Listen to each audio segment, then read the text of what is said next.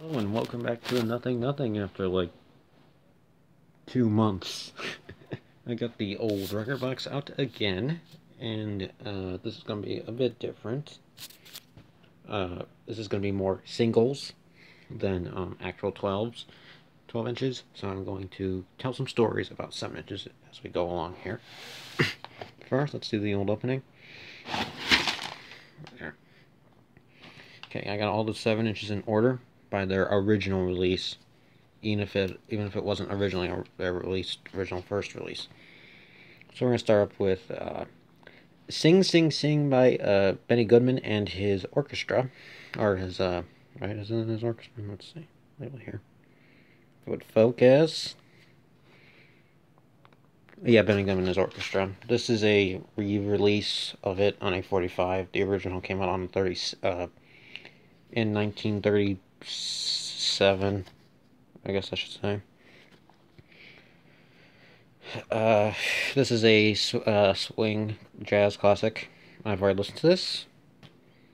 And then we go all the way to the 1970s with, let's see, this would be 1976, and this would be Walter Murphy and the Big Apple's A Fifth of Beethoven, backed with California Strut.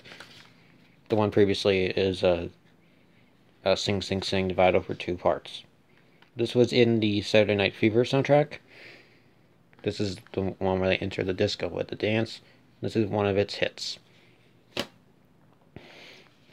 We have another Saturday Night Fever contemporary, "Emotion" by Samantha sang. This song was also written by Barry Gibb and released at that time. It was backed with "When Love Is Gone" on a label called Private Stock. You'll see here that you can see the Twin Towers before the North, and this is before the North Tower has its antenna on it. This song was released at the time of Saturday Night Fever and all of Barry's successes. This did make it to the chart, but it was not as successful as some of the Saturday Night Fever soundtrack sevens. Then we continue on to 1978 with "Boogie Oogie Oogie" by A Taste of Honey, a disco classic. Most of these have white replacement sleeves because the others were ripped up, or I couldn't find the original, so you're just gonna have to pay with this tension.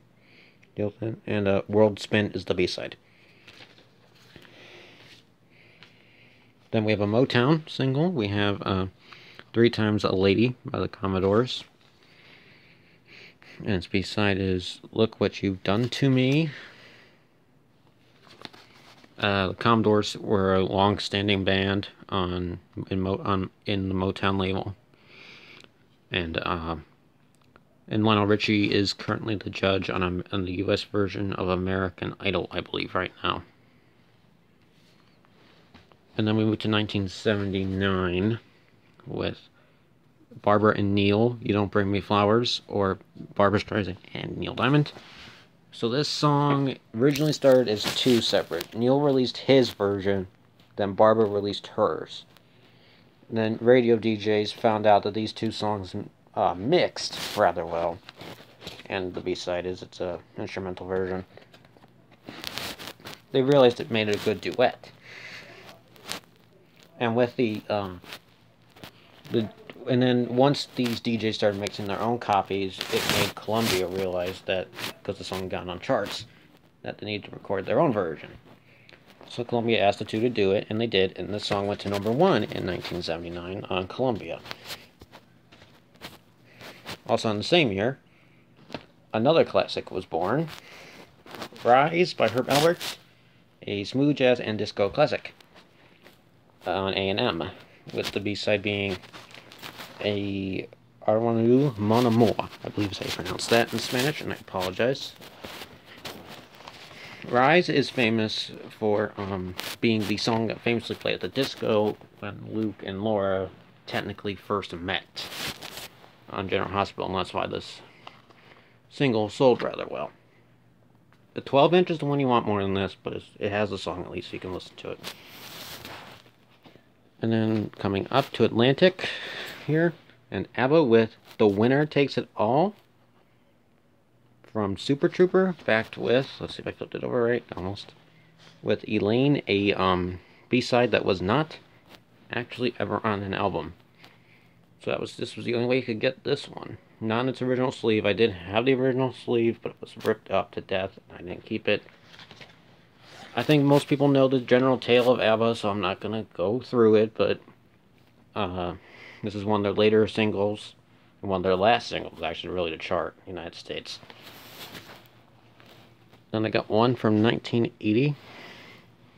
This is Andy Gibb and Victoria Principal on All I Have to Do Is Dream, backed with Good Feeling. Your information, I guess it's 1981, I guess. I guess I was a little wrong here. Let me pull it out.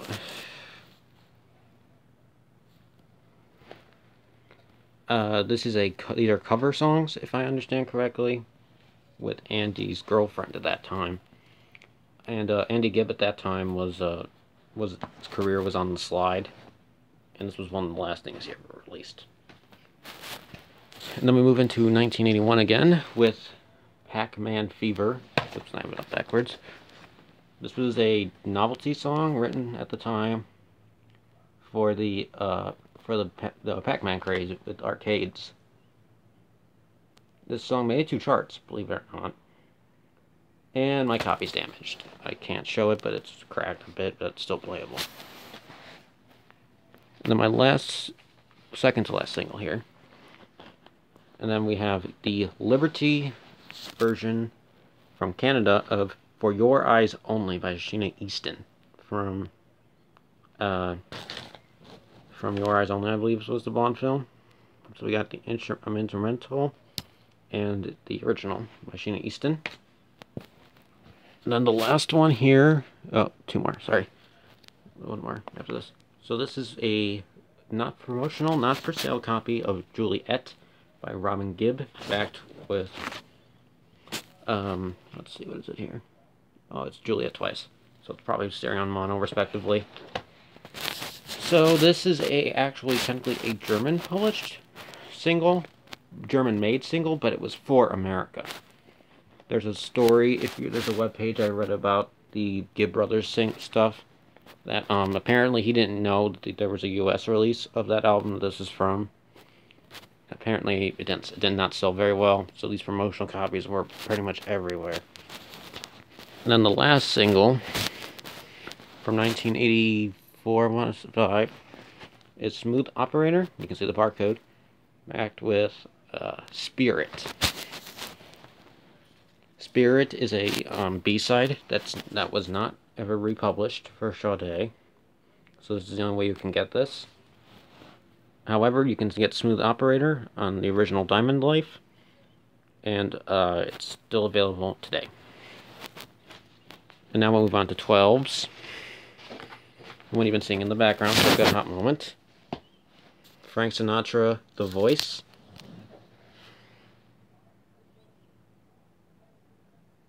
Some information. This LP up here tells you it's a Columbia, because they got something like a copyright at that time.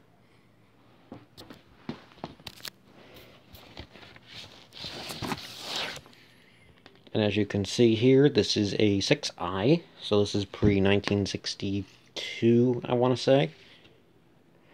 This is my second one, with some older tracks.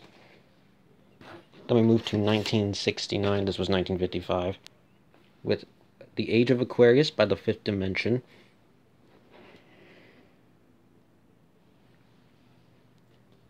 This is just a good example of what counterculture was in the 1960s. Later 60s, and here's your information. Actually, the track listing on here is incorrect, surprisingly.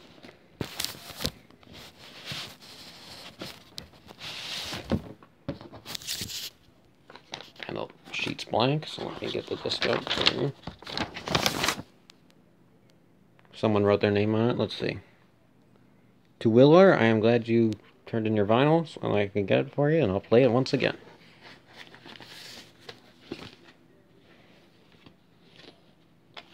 And then next we have this isn't from 1971, it's like 1975 reissue, Fragile by Yes. Oh, I'm sorry. I mean Fragile. Sorry. Fragile. Had to make that. This is the album that famously has Roundabout on it from JoJo. Actually, here's the lyrics for it. However, I will be playing this in its entirety, not just for JoJo reasons. And then it comes in this Atlantic group cover. That's one way you can tell it's not original. 1971.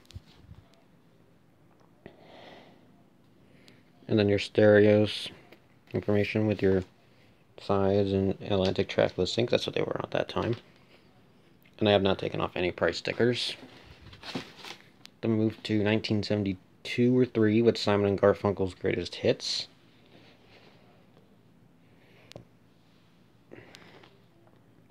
Has pretty much all your favorites. I'm just going to go ahead and jump right to the disc once I get it out here.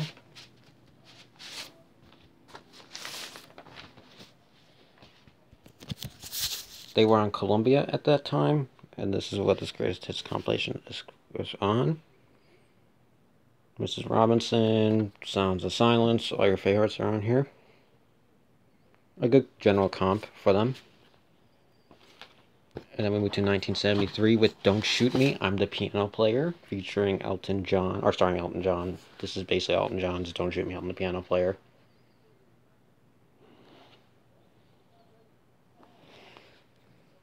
I haven't been showing you the side, sorry about that. Look pretty good though.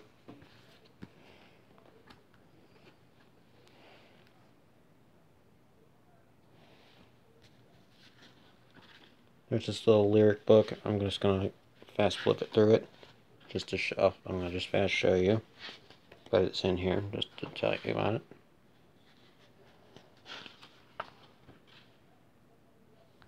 Got that picture of Brian Toppin's a little scary.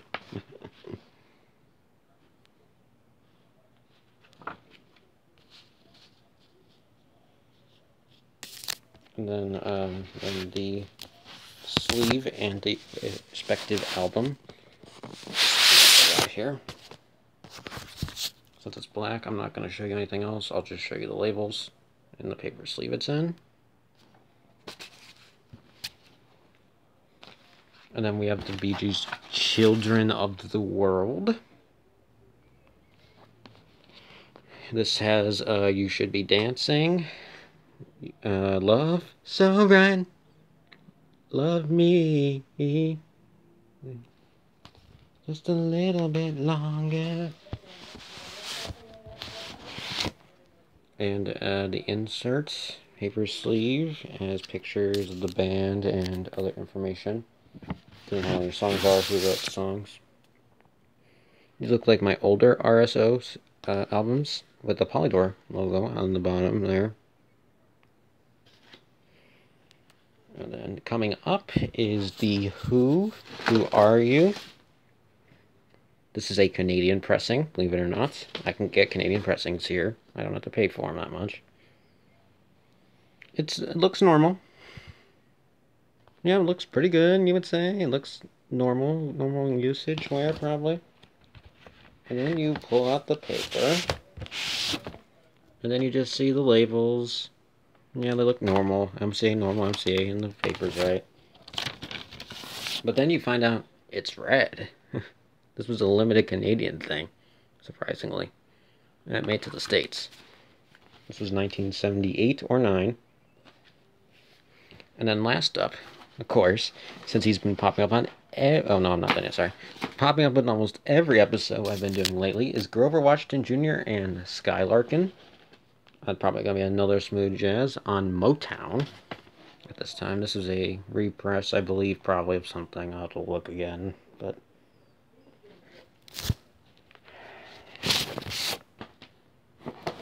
And just because you've already seen a Motown label, I'll just show you the 12-inch one.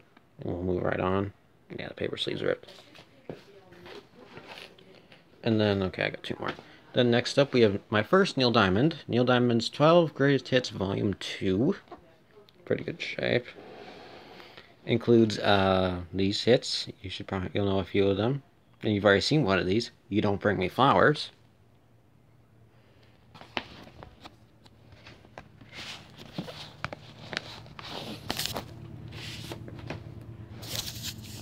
have some lyrics here on the insert, and then you have your information, your credits, what album it's from, so on and so forth. And then you have a Columbia label. I'm just going to fast show because we've already seen the Columbia logo already, and that's what he was on. And then last up, we have Eurythmics with Sweet Dreams Are Made of These. Their second album, technically. And Lennox and Heart, apparently. Lyrics on your sheet, and that's convenient to tell you what side your things are supposed to be on. This is supposed to be on. With color photos.